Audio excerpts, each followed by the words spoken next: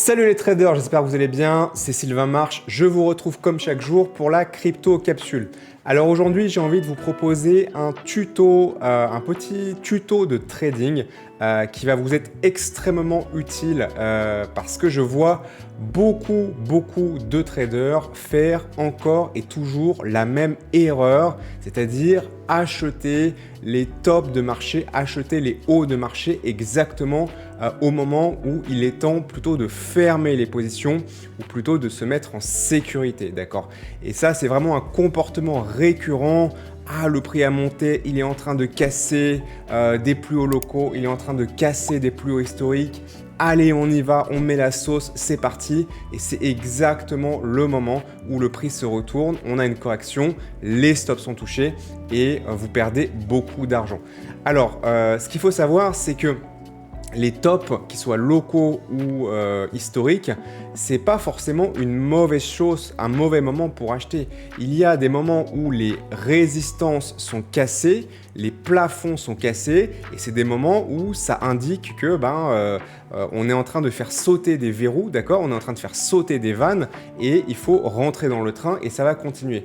Et il y a d'autres moments où c'est plutôt les derniers acheteurs qui sont en train de paniquer, en train de rejoindre le wagon, et qu'en fait on est à la fin de la tendance locale, et vous risquez de vous faire lessiver. Maintenant, comment faire la différence entre les deux? Comment faire la différence entre un moment où c'est plutôt une bonne opportunité d'acheter sur une cassure de résistance et les moments où c'est plutôt dangereux? Voilà l'objet de ce tuto du jour. Donc, je vais évidemment pas vous faire une formation de trading intégrale dans ce tuto, c'est pas l'objet. Si vous voulez des formations de trading intégrales, ça se passe sur Stradogy, le lien est en description. Mais j'ai quand même envie de vous apporter de la valeur et de vous partager de temps en temps des petites astuces pour avoir une meilleure finesse dans votre lecture du marché. Donc aujourd'hui, j'ai envie de vous parler de ce qu'on appelle l'open interest et les funding. Alors désolé pour mon super accent anglais, mais bon, je pense qu'on est beaucoup dans le même cas de figure, surtout en tant que français, on n'est pas forcément très doué pour les langues étrangères. Donc, l'open interest et le funding, en particulier sur les crypto-monnaies et en particulier sur le Bitcoin, c'est un indicateur, je dis bien un indicateur et non pas une certitude absolue, mais un élément à mettre dans votre panier décisionnel qui permet de se rendre compte un petit peu si justement on est plutôt sur une cassure qui va entraîner une continuation ou plutôt sur un piège haussier à la fin d'une tendance. Donc je vous ai préparé deux exemples assez facilement comparables ici pour justement avoir les deux cas de figure. Et la raison pour laquelle je vous fais ce tuto aujourd'hui, c'est parce que j'ai vu plein de gens s'amuser à acheter à longue le marché ici contre l'ancienne ATH 2021 qui était aux alentours de 69 000 $. Et comme par hasard, on atteint à ce moment-là le haut de marché local et on est en train de corriger.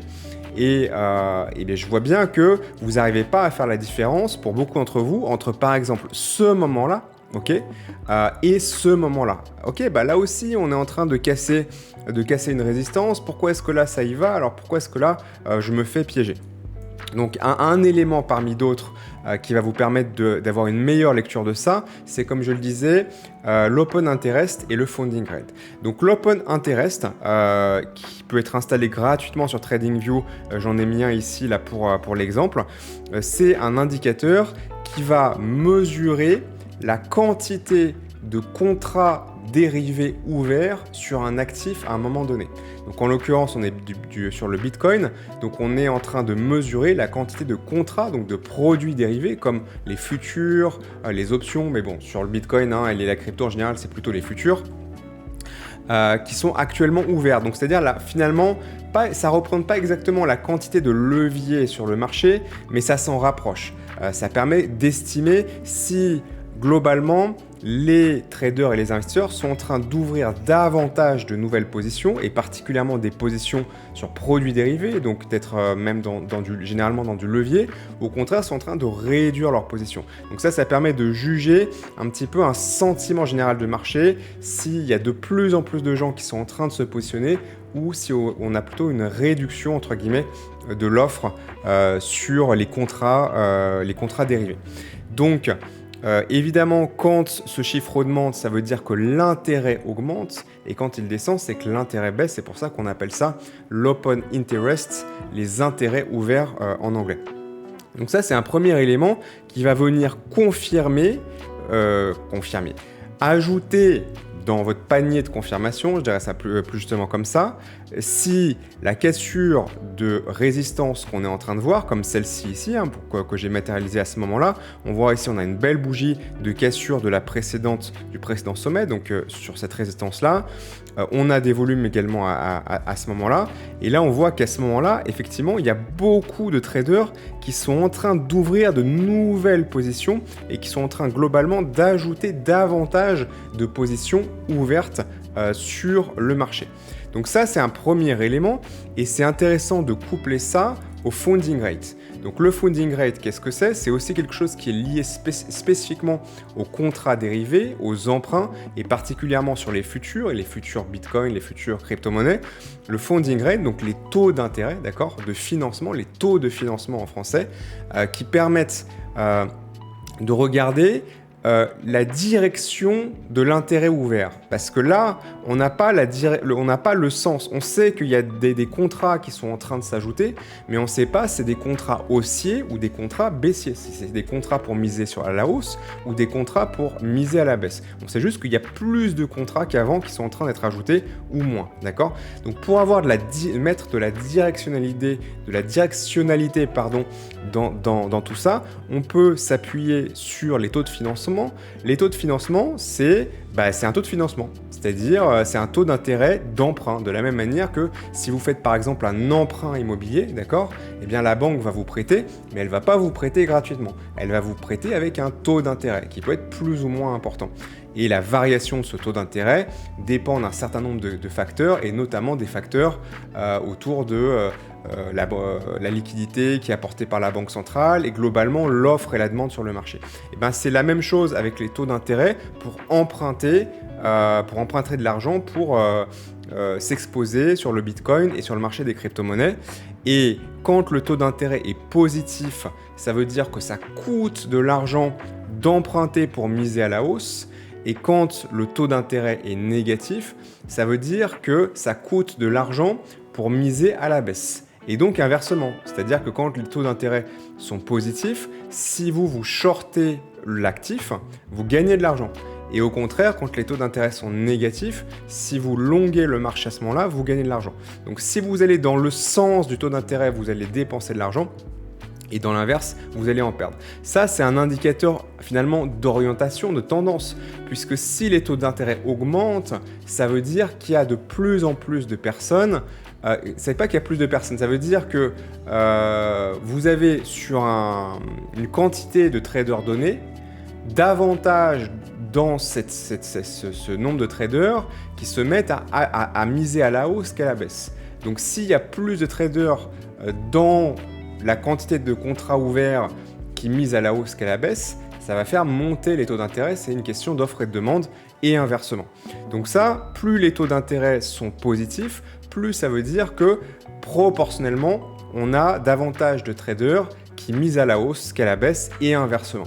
Donc c'est intéressant parce qu'une fois qu'on a ces deux éléments, qui sont d'ailleurs au passage accessibles gratuitement, vous pouvez installer celui-là gratuitement sur TradingView, il s'appelle Open Interest Suite Aggregated by Leviathan. Voilà, vous pourrez faire un screenshot et le taper dans la recherche d'indicateurs. Et celui-ci, c'est sur coinalyze.net. On vous mettra le lien en description ou en commentaire si vous le redemandez. Mais c'est pareil, vous tapez funding rate, Bitcoin sur Google, vous allez quand même en trouver assez rapidement. Donc maintenant qu'on a le volume et qu'on a la directionnalité, eh bien ça va permettre de se rendre compte sur un franchissement, haussier ou baissier, mais encore haussier, si on a le marché avec nous ou pas à ce moment-là. Si la machine derrière est en place ou pas, ou si vous êtes le dernier couillon et tous les autres sont là, moi je suis parti déjà. Hein, voilà. Donc là ici, on voit que oui, ok, on a une belle bougie de franchissement contre cette résistance, c'est toujours un danger d'acheter les résistances et c'est toujours un danger de vendre les supports. Hein. D'une manière générale, ayez-en conscience. Mais évidemment, les choses peuvent être contextualisées pour mettre les chances de votre côté. Donc là, le marché est avec nous. Le gros des acteurs est d'une part en train d'ouvrir davantage de contrats et en plus davantage de contrats ici on est le 14 octobre, 5 h du matin. Alors j'ai peut-être pas tout à fait le même fuseau horaire, mais on va pouvoir se rendre compte grosso modo. Voilà, ça va être à peu près par là. Et on voit bien ici qu'à ce moment-là, on est très très haut relativement à la période précédente en termes de taux d'intérêt. Ils sont très élevés, ils sont même les plus élevés qu'on ait eu sur toute la période. Donc, quand on a les deux ensemble, alors effectivement, peut-être que derrière, on peut se dire qu'il y a une bonne probabilité de continuation. C'est évidemment pas une stratégie de trading intégrale, ce que je vous présente aujourd'hui. Hein. C'est un élément, une petite brique technique à insérer dans toute une méthodologie, évidemment. Et donc, je vais vous donner maintenant la situation inverse. Ici, là où je vois tant de traders qui se sont mis à acheter contre l'ATH 2021 en plus, c'est pas forcément ce qu'il y a de plus malin. Et on pourrait se dire, ok, là on est en train de faire un franchissement aussi. Est-ce que le marché va nous suivre? Est-ce que en gros le gros des troupes est avec nous ou les mecs ils sont déjà en train de se dire, oulala, moi je vais pas y aller, t'es tout seul, salut, démerde-toi. Donc là c'est intéressant de noter qu'à ce moment-là, eh bien on est pas du tout dans la même dynamique d'ouverture de nouveaux contrats qu'on l'avait ici. On avait une énorme bougie d'ouverture, alors que c'est pas le cas. Et on peut globalement remarquer ici que là, on avait plutôt une tendance générale haussière, alors que là, on est globalement dans la zone en affaissement. D'accord? Donc là, on a ici un affaissement.